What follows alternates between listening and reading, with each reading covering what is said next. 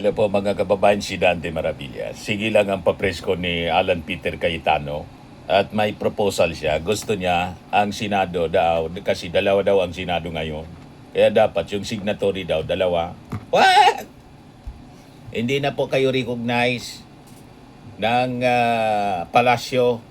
Hindi kayo nire-recognize. Ng Congress, hindi kayo nire-recognize. Ng mga Senate Presidents, hindi kayo nire-recognize. Mga dating Senate Presidents, di kayo nire-recognize ng mga law professors, mga deans ng mga universities sa buong Pilipinas. Di kayo nire-recognize ng IBP. Di kayo nire-recognize ng mga civil societies. Ang nire-recognize the new Senate Majority Leader. Kaya ang proposal po ninyo, invalid. Kasi nga, 10 kayo, 12 yung majority. Napakalinaw. Di ba? Mga kababayan? Ayan, kampo ni Cayetano humihiling ng interim administrative arrangement sa new majority block. Nagpaabot ng isang sulat si Alan Peter Cayetano sa kanyang Senate Secretary na si Attorney Luis Montales para utusan ito na magkaroon ng diskusyon kasama ang Senate Secretary ng New Majority na si Attorney Renato Bantog Jr. Layunin ng pag-uusap daw ng dalawa makabuo ng workable interim administrative arrangement upang matiyak ang kaayusan sa loob ng Senado at maproteksyonan ang mga emplado ng Senado mula sa gulo.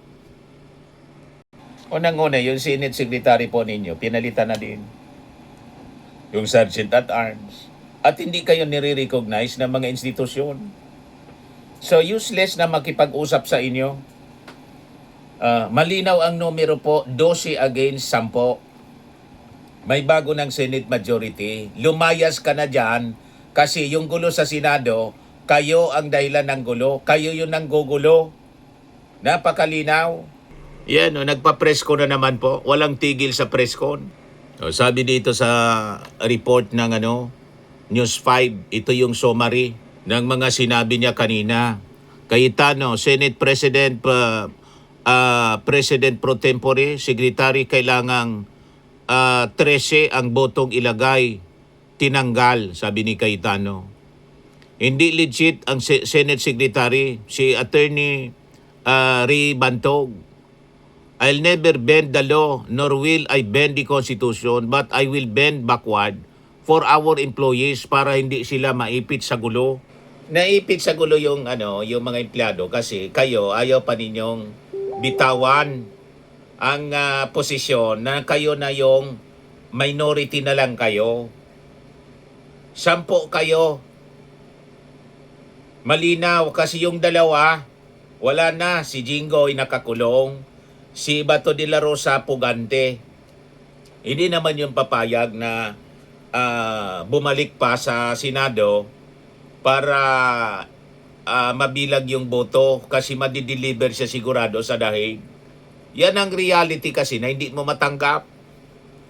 May susunod pa na mga senador, hintay ka lang.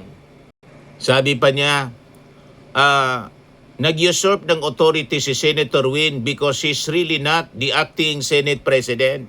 Dineclare na siya na acting Senate President ng majority. Hindi po kayo yun. Siya yung acting President. Senate pro tempore acting President. Wala na kayong bilang. Yan ang pinakang malinaw. Paano nag-usurp ng authority? Tinanggal na po yung authority sa inyo. Yan ang malinaw by the new majority. Sabi pa niya, mga kababayan, dalawa ang Senado natin ngayon. You have the Senate of the Philippines and you have the Senate of Malacanang. Wrong, isa lang ang Senado.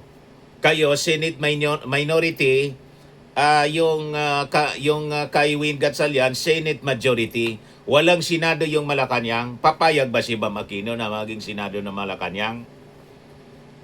Si Risa Ontiveros? Papayag ba yon? Hindi papayag yung mga taong yon. Belonging to the new Senate majority ngayon. Walang Senado ang Malacanang. Ang mayroon po si Digong, si Sara, Duterte senators na malinaw as declared ng mga kasama mo mismo, lantadan at kayo mismo. Lantada ng ginagawa ninyo. O di ba? Walang Senado ang Malacanang. Nire-recognize lang yung desisyon ng Senate of the Philippines by the majority. Nire-recognize. Isa lang na grupo, si Win Gatchalian. Yan ang malinaw doon. Huwag mong niloloko. Alan Peter Cayetano yung publiko. Ginawa mong dalawa. Walang dalawang Senado. Ikaw lang ang nagsasabi niyan. The whole country. Hindi naniniwala po sa inyo. Hindi kayo nire-recognize na kasi you belong to the minority. Sabi pa niya, you have two Blue Ribbon committees. Yung isa committee, di absuelto naman, the committee di absuelto, the main work is paano i-absuelto yung high officials ng bansa. And yung isa naman, seeking the truth. Paano na maging seeking the truth po kayo na yung mga testigo nga ninyo, puro mga sinungaling? Di ba? Yung testigo ni Marcoleta nung siya pang umahawak, kaya nga mas maayos sana nang hindi mo pinakialaman sana na pinuslit mo si Bato de la Rosa pagkatapos pinatakas mo para lang makuha yung Senate presidency. O di ba? Walang dalawang Blue Ribbon. Yung Blue Ribbon ninyo, malinaw na bugos. Ang Blue Ribbon, yung pinili ng bagong Senate majority. Yung grupo ni Erwin Tulfo. Yung ang totoong Blue Ribbon. Na in-invite yung mga witnesses ninyo, hindi man pumunta, nagpa-press con. Para i-divide yung attention, i-distract yung tao. Ngayon pati kayo hindi pumunta. Kung kayo, you are seeking for the truth, dapat nandun kayo. In-invite kayo, pero kayo, nag-Blue Ribbon Committee hearing ng nabogos, in-invite ninyo yung new majority. Di ba hindi? Kayo lang nag-uusap. Pero si Erwin, in-invite yung lahat, pumunta kayo, hindi. Kasalanan ninyo, hindi kayo pumunta. Walang katotohanan po sa inyo. Kasi yung mga kakampi ninyo, puro sinungaling. Pati kayo kasama doon. Di ba? Saka ina-accuse mong committee di absuelto, yung bagong Senate Blue Ribbon Committee. Napakalinaw na ang nag-absuelto kay Loren Ligarda, yung kakampi mo, si Baligod, na nagpa-presscon kay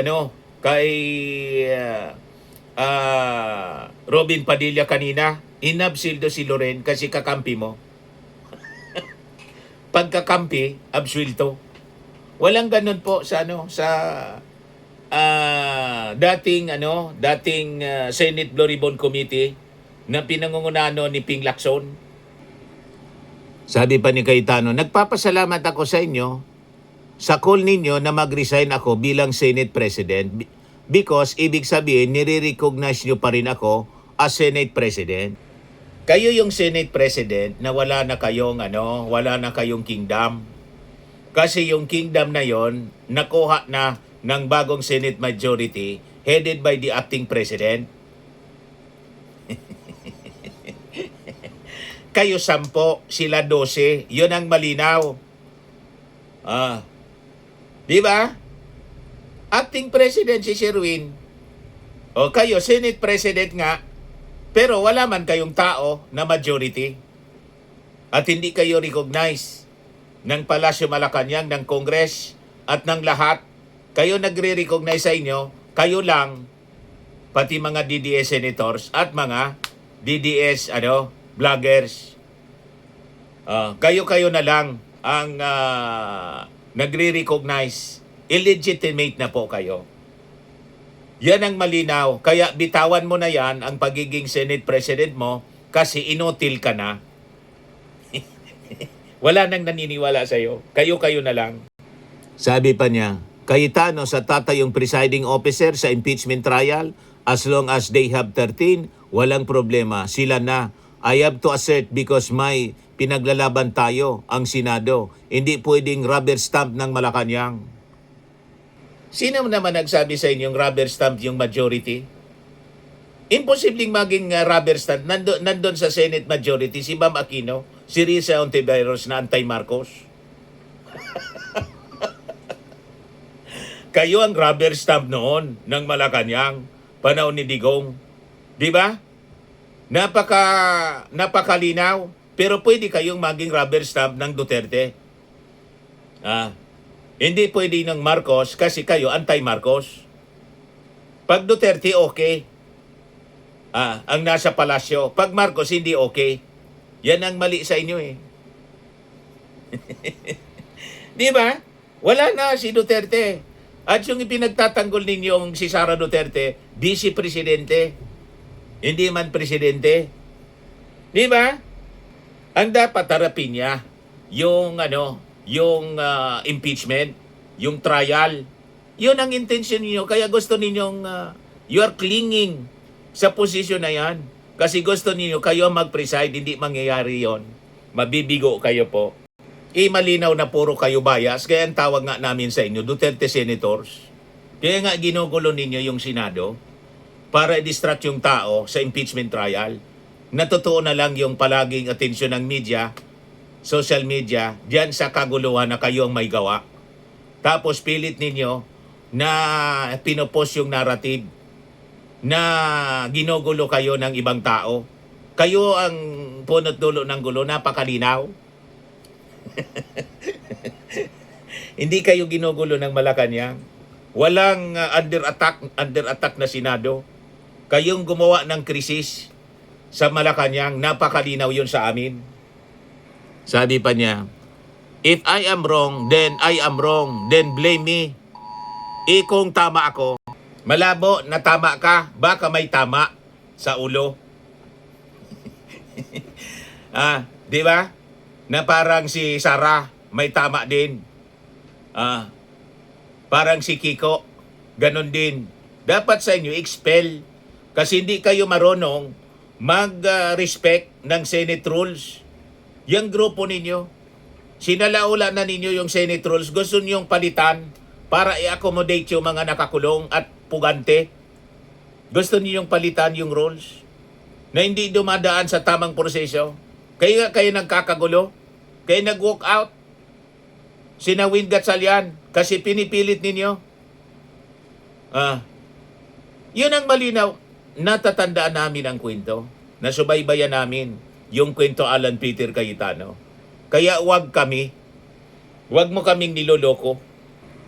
Sabi pa niya, nagpadala ng sulat para i-offer kay Senator Win Gatchalian na pareho silang pumirma sa Senate documents kahit wala umanong designation. Hindi maaari na dalawa ang leader ng Senado. Isa lang ang leader, si Win Gatchalian. Kasi siya ang nasa Senate majority ngayon. Noong inagaw ninyo yung leadership ng Senado, nirespeto kayo, di ba? Ngayon na nagkaroon ng abrupt change ng leadership, dapat marunong kayong rumispeto. Ganun lang yon. Tama? Hindi kayo marunong rumispeto sa rules, majority rule. Kaya tama itong sinabi niya, tinuro talaga si Cayetano ni Jose Castro. Palasyo taas ang tinuro si Cayetano bilang responsable sa kaguluhan sa Senado. Yun man talaga ang totoo, mga kababayan. So going back doon sa topic natin na Blue Ribbon Committee. Ito pong Blue Ribbon Committee, alam naman po natin, wala sa kamay ni Lacson, napunta kay Marcoleta, napunta kay Erwin Tulfo. Dito natin nakita, mga kababayan, ang pagkadurog ng scripted defense nila. Kasi po, sa totoo lang, ang Blue Ribbon Committee po, yung hearing na ginagawa dito, mga kababayan, hindi siya po entablado ng mga moro-morong investigation. Tulad ng kanilang ginawa po doon sa bogus investigation. And this time, hindi dumating sa pag-imbestiga, mga kababayan, kasi madudurog ang kanilang narrative kung sila pumunta doon sa imbitasyon, mga kababayan, ni Erwin Tulfo. Yan ang katotohanan yan. Kaya gumawa na lang sila ng eksena kanina na pumunta doon pero hindi man po nag-appear sa committee ni Erwin Tulfo kundi nag-press con. Puro moro-moro. Puro drama sila. So makikita natin yung pagkakaiba sa leadership ng committee ng Blue Ribbon sa iba-ibang kamay, kay Lacson, kay Marcoleta at saka kay Erwin Tulfo. Si Lacson po, yung strategy niya matalas, kalmado. Kasi po si Lacson kilala siya bilang isang soft-spoken, kalmado. Ngunit nakakamatay yung kanyang estilo ng pagtatanong, very sharp. Dahan-dahan niyang hinuhuli sa sariling mga salita ang mga sinisiyasat po ng Blue Ribbon sa pamamagitan po ng mga matitibay na dokumento. Kaya po sa kanya, walang takas yung mga tiwali. Kaya natatakot sila inagaw ni Marcoleta. Sa ilalim kasi po mga kababayan ng rules of evidence at tamang cross-examination, ang estilong Lacson mga kababayan ay gumagamit ng impeachment of credibility via prior inconsistent statements. Inaayaan niya pong magsalita yung testigo hanggang sa ang sarili nilang testimonya ang sumalungat sa mga hawak na pisikal na ebidensya. Yon ang maayos na uri ng pag-iimbestiga mga kababayan. Malayo yung style ni Marcoleta. Si Marcoleta maingay at halatang leading lahat base sa gusto nilang script na ma-achieve. Nakita ninyo yon? Yun nangyari. Na pagtatanong kay Gutesa, o di ba sablay lahat? Kabaliktaran po sa estilo ni Marcoleta, itong si Ping Lacson. Dinadaan po sa emosyon, sa ingay, grandstanding, at coaching, mga leading questions, mga kababayan, yung style niya. So sa puntong ito mga kababayan, tila na wala na ng bala yung kanyang sariling komite at umaasa na lang sa paggabay at pagsalo ng script upang protektahan mga kababayan ang panig nitong mga maleta boys, yung tinawag na kargador, 18 mga kargador, the 18 morons. Sabi naman ni Jose Castro, 18 basureros. Yan tawag po doon sa pera, basura eh. Di ba? Kino-coach po ni Marcoleta. Si Gutesa kino-coach niya. Huwag ka niyang magmadali. Paragraph 20 niya. Kung ano niya yung nakasulat dyan, yun ang basahin mo. Huwag kang magmadali.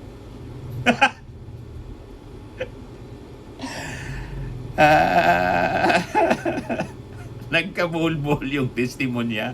So ang coaching mga kababayan at tahasang paggabay sa isang witness ay isang malinaw po na pag-amin na mahina kasi ang kaso.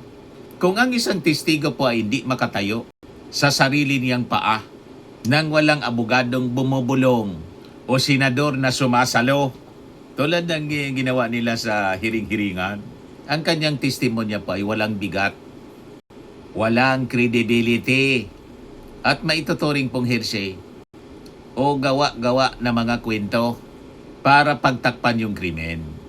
Ngayon, dito tayo sa bangis ng pagpiga ni Tulfo. Si Senador Erwin Tulfo naman mga kababayan, siya po yung bagong mukha ng agresibong paghanap ng katotohanan. Kaya takot po sila na mag-appear doon at gustong ipa-inhibit si Tulfo.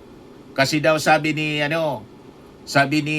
Baligod kanina, ina-accuse na siya. Bakit si Marcoleta nasangkot din sa plunder? Si Chis Escudero, si Jinggoy Estrada, sinama ninyo sa Blue Ribbon Committee ninyo. Pati si Bongo.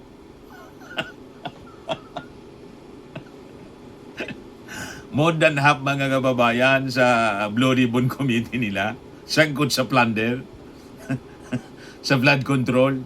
O bakit okay sa inyo? Pagkatapos itong si Erwin Tulfo, gusto ninyong ipa-inhibit. Pero sabi ni Erwin Tulfo, sige niya, mag-inhibit ako. I-relinquish ko kay Vice Chairman Kiko Pangilinan. Tingnan natin kung i-call ninyo. Pupunta doon yung 18 mga morons. Oh, di ba? Naghanap lang kayo ng mga palusot ninyo para hindi matanong.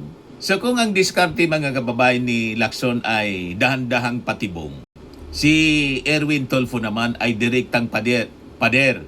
Nagigiba po sa mga palusot nitong mga peking testigo na malinaw. Mali-mali yung mga kwento nila eh. Tapos sinabi para makalusot si Loren Ligarda, we are man enough anya to admit mistakes.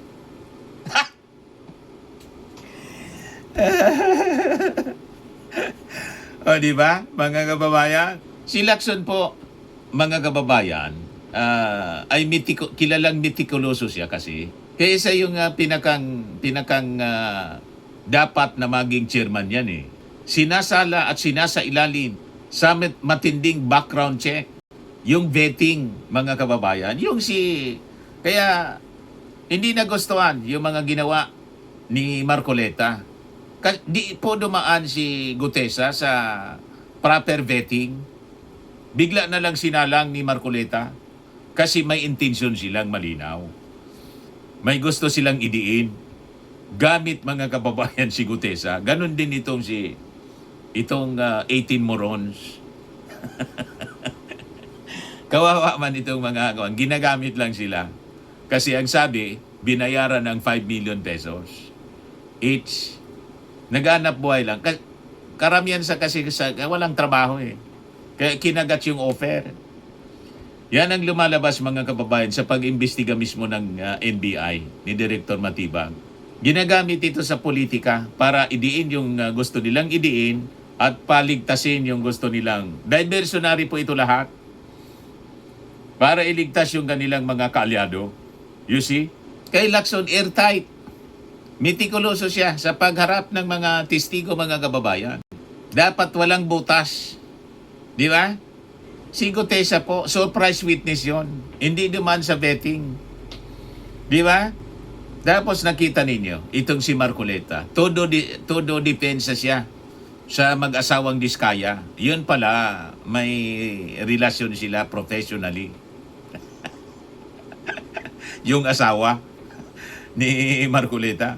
At nagmukha siyang abogado ni Diskaya doon sa issue ng pagpasok sa Witness Protection Program. Naalala ninyo?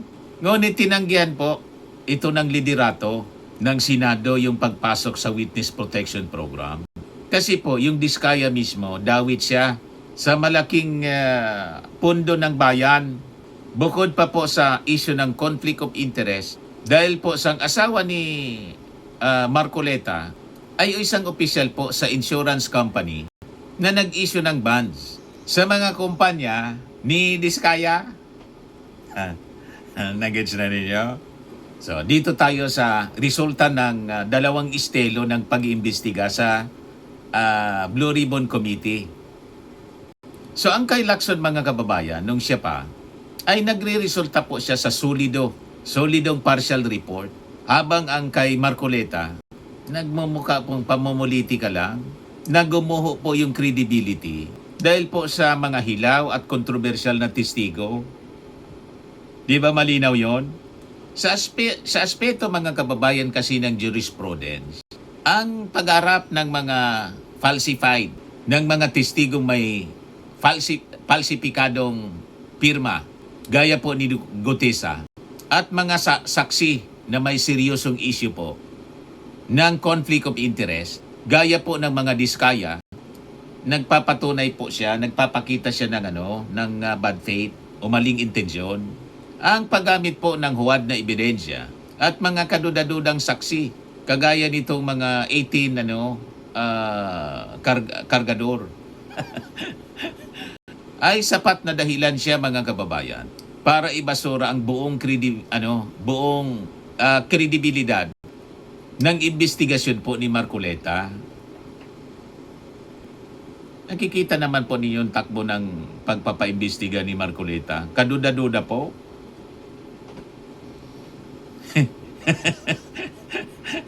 Di ba po? Kitang-kita po doon sa investigasyon nila, yung walong sa 18 mga kargador, walang kakayan pong sumagot.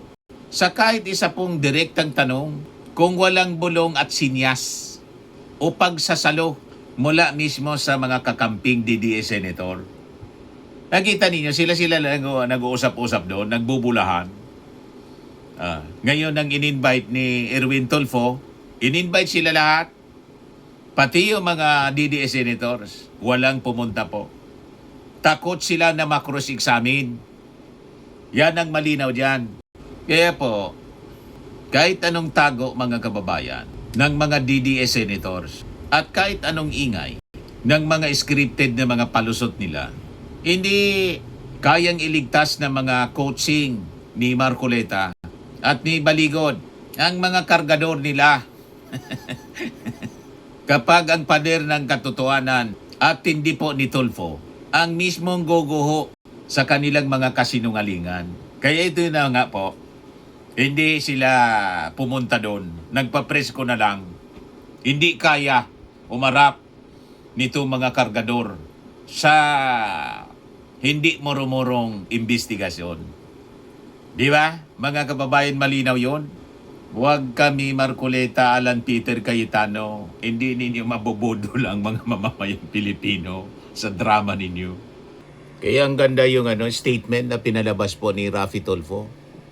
Mr. Chair, it took all my energy to not to gate crush the live selling that happened here last June 4.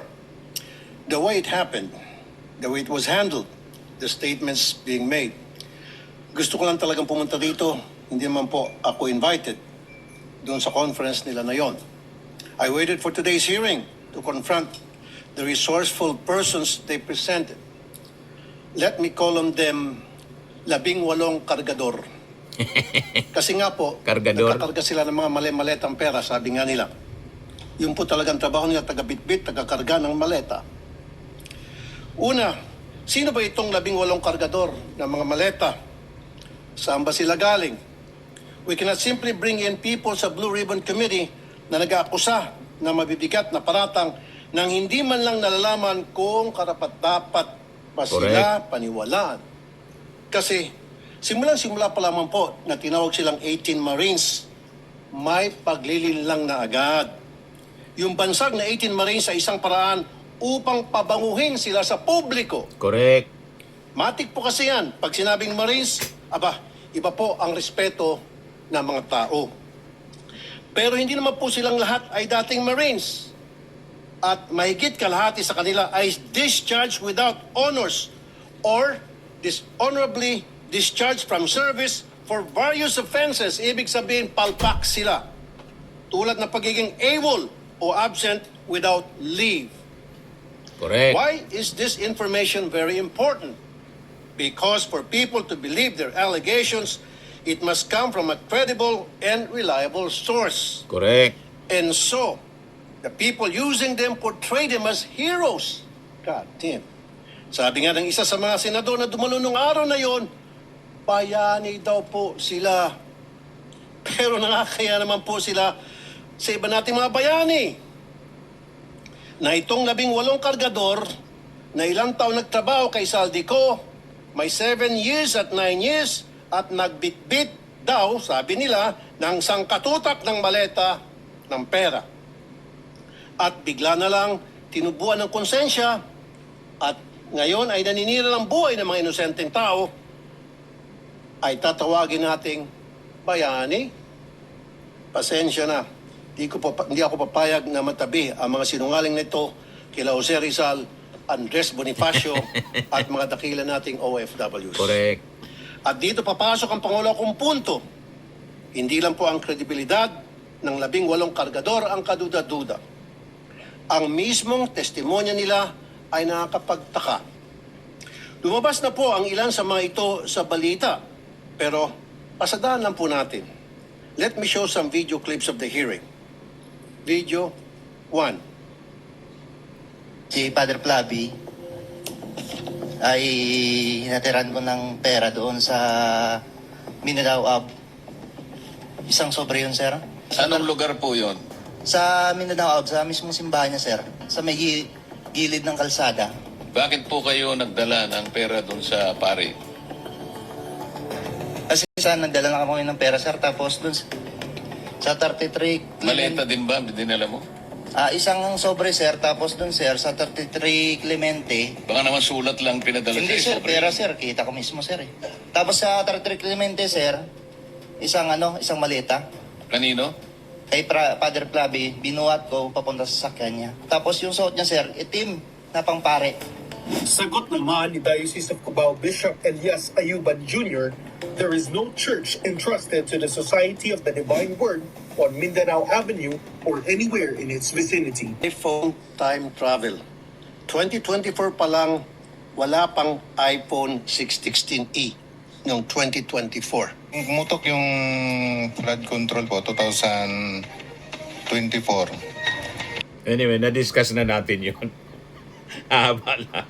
Alam na natin yun. Puro piki po. Akin pong pinasilip ang lugar na yun sa Makati at Ito yung kay Laila record de ng Lima. money changers sa Pearl Bank Building. Dapat po makumpirma ito. At syempre, nandyan din po ang mga kadudadudang testimonya nila laban kay Senator Soto na pinabulaanan niya na dahil nga matagal ng patay ang sinasabi nilang si E.A. Mark or Executive Assistant Mark. At ang pangbawi nila ng aligasyon tungkol kay Representative Laila de Lima na noong mga panahon na yun ay hindi pa kongresista at nakakulong pa.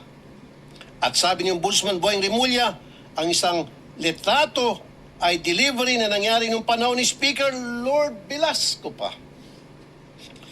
And so I come to my third point because it seems that some of the information from these 18 porters or cargador are fed. They have a hard time telling their story on their own. Kung papanoorin mo ang live selling nila noong Huwebes, hirap sila ikwento Live selling ang kanilang tawag niya doon naratibo. sa hearing. The presiding officers of that conference were coaching and leading the resourceful persons. Pag medyo nagkakamali, siyempre, inaayos ng mga presiding officers ang testimonya. Minsan si Attorney Baligod na, hindi naman involved sa pagbitbit ng maleta, ay siyang tumitistigo tungkol sa nangyari. Wala naman siyang personal knowledge. Ikaapat na punto, nais ko pong humingi ng dispensa sa ating mga Senate media. Bilang broadcaster at kasapi na media, masakit po tuwing nababansagan ng ilan sa atin na bayaran kasi nasisira po ang propesyon natin. Pero itong pagsisigawan na bayaran ng karamihan sa atin, dito sa lugar na tinawag nyo ng tahanan at buong puso nyong pinoprotektahan sa pamamagitan ng makatotohanang pagpapahayag, ay tatawagin kayong bayaran. Hindi po tama yon. This institution, time and time again, owes you its dignity because you keep the senators on their toes and make sure we stay true to the Filipino people. At kay Senator Cayetano, huwag po tayo masyadong demanding. Ano po? Ito magreklamo na wala ka sa front page. Limited po ang front page space ng mga dyaryo. Kaya pili lang po talaga ang nalalagay dyan. Pero hindi ibig sabihin hindi na sila patas. Dahil kung titingnan mo naman online, all these news outlets reported his statement. It is in their online platform. Kung saan libo-libo ang nagbabasa. The front page is reserved for the biggest and latest news. Yun bang bagong kaganapan? Yung po kasing pagkapit sa kapangyarihan at hindi pagtanggap sa pagkatalo nyo, lumang balita na po. Correct. But nevertheless, it was Gusto reported niya upon. ma-headlines. Igugan niyo po yun. Nakakasawa ng kwento And yon. my fifth point, we have to look into the allegation na nabayaran ng 5 milyon ang 18 kargador. I'm not saying it's true. Iharap po ng NBI itong witness nila na nagsabi noon. Pero ang masasabi ko lang, ginamit lang kayo ng mga malalaking tao para sa mga personal nilang interest sa politika. Kulang yung 5 milyon. Kunwari, inanalayan nila kayo. Pero pagharapin nyo na itong sangkatutak na kaso na isasampa sa inyo, nitong mga siniraan ninyo, tingnan nyo, unti-unti kayong iwan yan. Maubos ang 5 Ngayon pa lang, million. Kulang narinig mo na pa. sila na nagugas kamay sa mga paratang nyo. Dumidistansya sila sa inyo dahan-dahan. Kaya sa ating mga kababayan, mag-ingat po tayo sa paniwalaan or papaniwalaan. Remember, the devil can cite the scripture for his purpose. Patama kay No more, no Cayetano. less. When Jesus went into the wilderness to pray, the devil tried to tempt him 3 times. But as he was failing to tempt Jesus, and as he was getting desperate, what did the devil do? He quoted the scriptures from the book of Psalms. Books of Huwag po Psalm. tayo Sa likod niya, magpapadala no? sa mga Cayetano, Book of Psalm. mabubulaklak na mga pananalita dahil lang siya ay nagbabasa ng Biblia. Correct. Huwag po tayo basta maniniwala dahil binansagang bayani o Marines ang 18 na kargador. Buksan po natin ang ating mga mata, tenga at utak. Huwag po tayo magpapadala sa mga live selling nila. Tingnan niyo po kung sino ang nagbebenta. Kasi kung may historian ng pagbubudol at di tayo maingat, tayo na pong susunod na biktima nila. And before I end,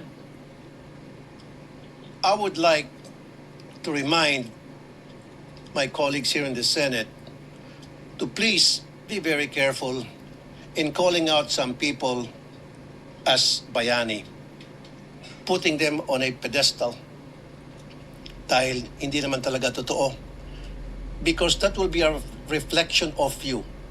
Tatawagin mo ang mga taong umami naman na nag-deliver ng mga kickback kung sino-sino Poncio Pilato. So therefore, matatawag siya ng sindikato. So kung tatawagin mong bayani ang isang sindikato, sindikato ka rin. Patama kay As simple Loren. as that. Maraming salamat. Bullseye. Ayan lang po, napahaba na yung ating video ngayon. Ako po si Dante Maravillas. Bye-bye. God bless.